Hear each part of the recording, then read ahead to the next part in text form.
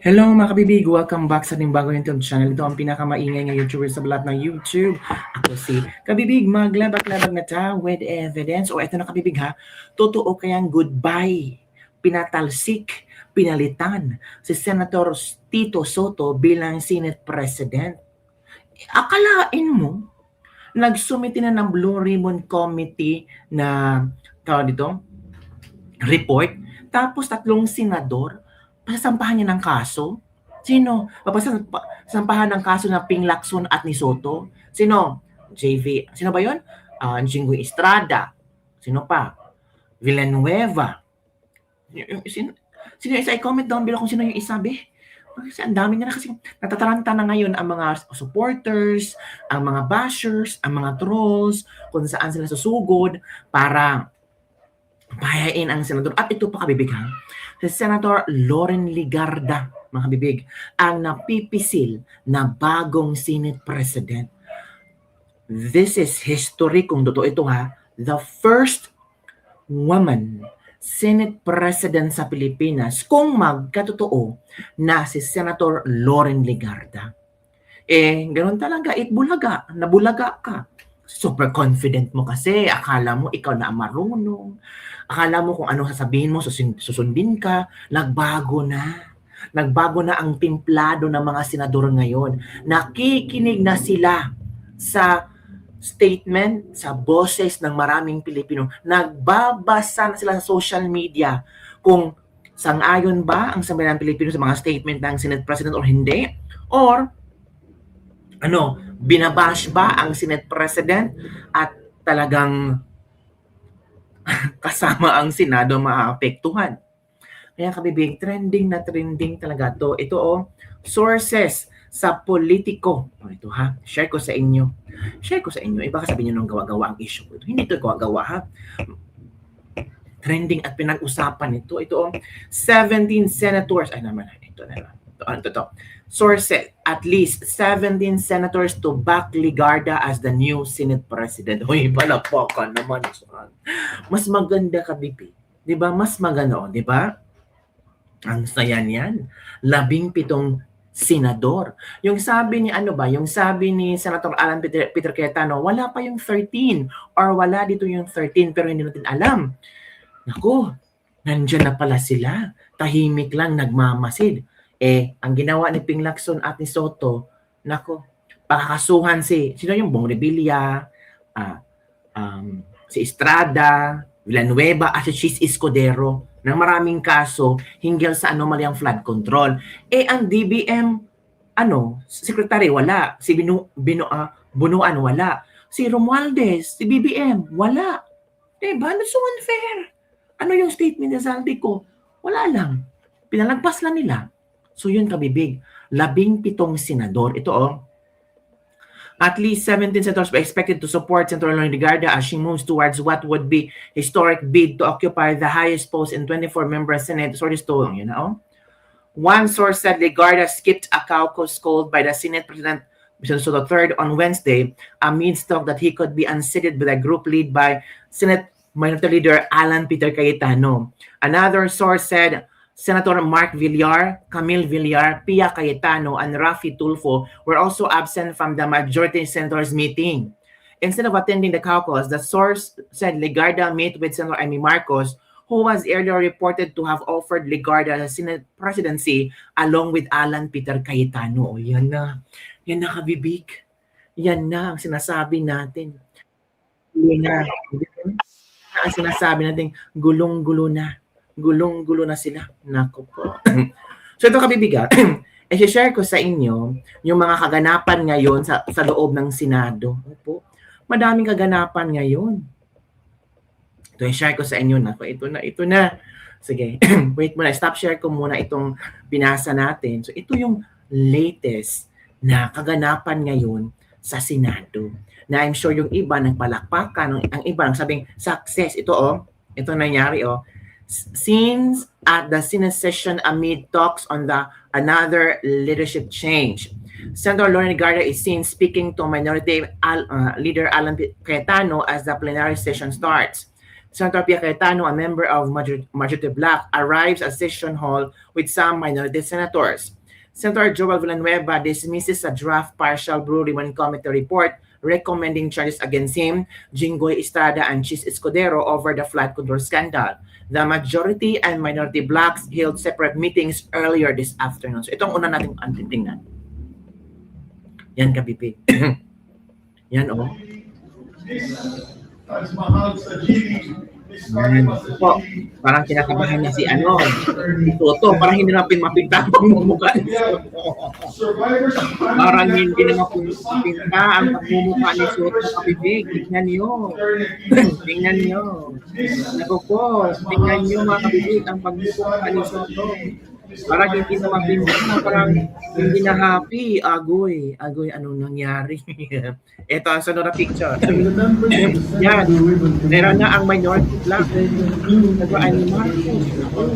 Hala, iyak Estrada, Marcoleta.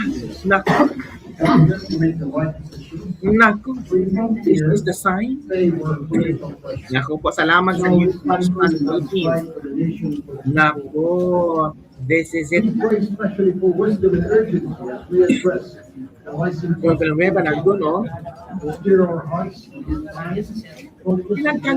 Nagkanulo kasi nila, pinapinglakson Ate Soto, yung itong senador.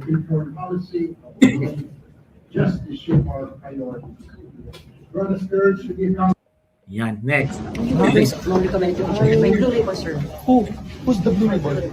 Sir, sa draft. The draft report, sir. One person or the entire committee?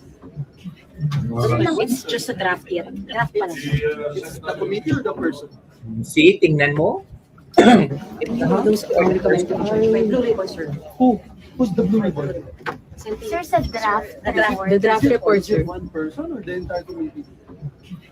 It's just a draft yet. Tama. Draft pa lang. It's the committee or the person? Ma'am po. Nga, si Pia Cayetano. Ma'am po. Survivors and family members of the sunken Emily Trisha Kirsten Hofrey, Attorney Aquino Sajili, Ms. Tajmahal Sajili, Ms. Fatima Sajili, Mr. Martin Sandiego, Attorney. Soto, parang hindi na mapinta ang pagmumukha. So ito ang mga komento. Exchange deal ba para save si Solar Boy? Savior of the three is coming. Dahil guilty sa ikakaso sa kanila, kaya gusto nila alisin si Senator Soto at Senator Lacson para mabaliwala ang mga kaso nila. Kakapal ng mukha na nagtatakipan ng kanilang baho para hindi mangamoy ang kanilang mga kabalastugan. Yun, nakabibigha. Yun ang iilang mga komento ng ating mga netizen ngayon. Ako, ano ba talaga ang mangyayari later on? Ako po, ano nga ba ang mangyayari? Kaya kabibig, ano sa palagay niyo? Naku, Senator Risa, wala na. Hindi na siya majority black. Wala na talaga. Ang tawag dyan, malas lang. Few months lang kayo naging senator. Few months lang na magiging Senate to break gender barrier as Pia Cayetano said to be regarded as number 2 sources. Ooh.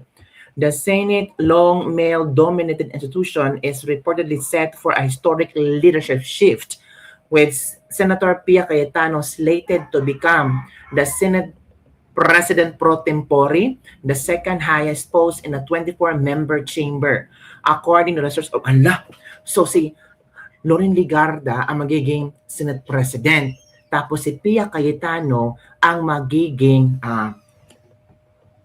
Senate President pro tempore. Hala, babae. Women empowerment na to. Nako mga kalibig. Yan na ang pinag-uusapan ngayon. Trending na trending. The Senate, long male-dominated institution, is reportedly set for a historic leadership shift when Senator Pia Cayetano slated to become Senate President pro tempore, the second highest post in a 24-member chamber, according to the sources of Billionaire News Channel. Sources said Cayetano would serve as a top lieutenant of Senator Loren Legarda, who is poised to make history as the first woman Senate President.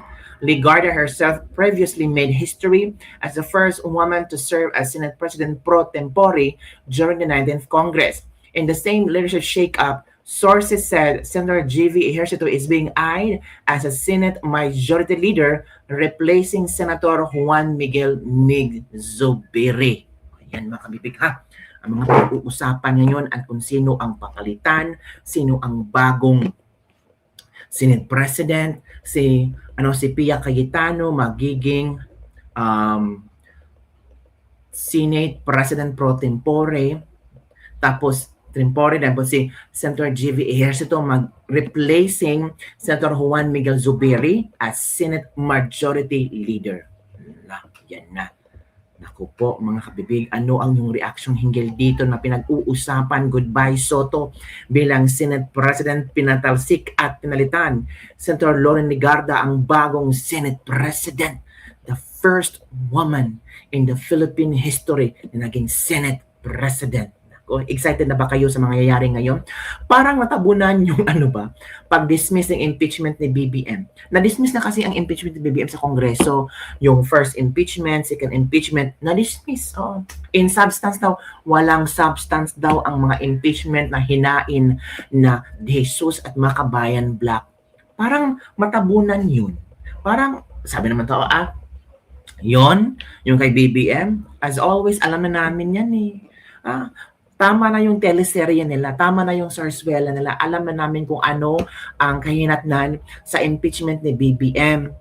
Alam din namin kung ano ang kahinatnan sa impeachment ni Bibi Sara. Kay BBM, sa Committee on Justice, ibabasura talaga yan. Halata na, oy. Pero kay Bibi Sara, ituloy-tuloy nila yan hanggang sa Senado. Alam naman natin yung mga kongresista na nandiyan nakaupo. Kaya takot na takot sila kay Bibi Sara 2028. Kaya maghintay kayo sa 2028. Kung akala nyo si Bibi Sara ma-impeach, we don't know. Sabi nga ng mga manghuhula, mga psychic, divine intervention will be coming in our town, in the Philippines. Yun lang kabibig. Don't forget to like, subscribe, and share this video. Bye everyone. See you next time. Naku, excited ako do. Excited ako kung si Senator Loren Legarda ang bagong Senate President. In fairness, may utak. Tapos si Pia Cayetano ang Senate President pro tempore, may utak din. Ang gandang combination kabibi. Naku, parang kinakabahan na si Soto. Nakita niyo ang picture ni Soto kanina, no? Parang hindi na mapinta ang kayang pagmumuka. Kasi si Soto kung ano-ano mga sinasabi sa media eh. Tapos he's bringing the name of the Senado.